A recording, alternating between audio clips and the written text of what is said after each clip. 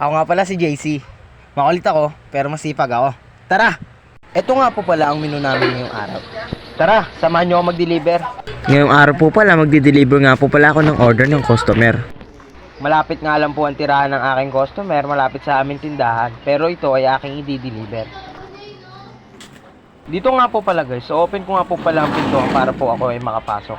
Pagkapasok ko nga po pala ng pintuan, tinawag ko na nga po pala dito ang aking customer. Dito nga po pala guys, pinagbuksan po pala ako ng customer ng pintuan na mabilisan. Dito rin po pala kami nagabutan ng bayad. Maraming pong salamat. Dito nga po pala guys, i-deliver ko na nga po pala ang pangalawa kong delivery. I-deliver ko nga po pala ito malapit sa 705.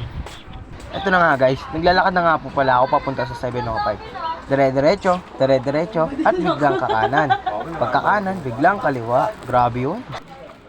A few moments later. Dito nga po pala guys, malapit na nga po pala ako sa pagdideliveran ko.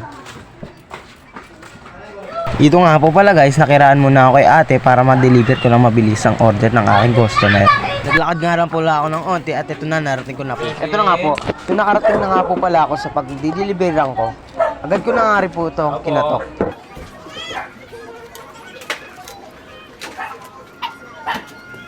Dito nga po pala guys, lumabas na rin po ang aking customer at inabot ko na ang order nila. Dito nga po pala guys, pauwi na nga po pala ako ng aming bahay niyan. Ito na nga, naglalakad na nga po pala ako dito dahil malapit na nga rin po pala ako sa aming bahay.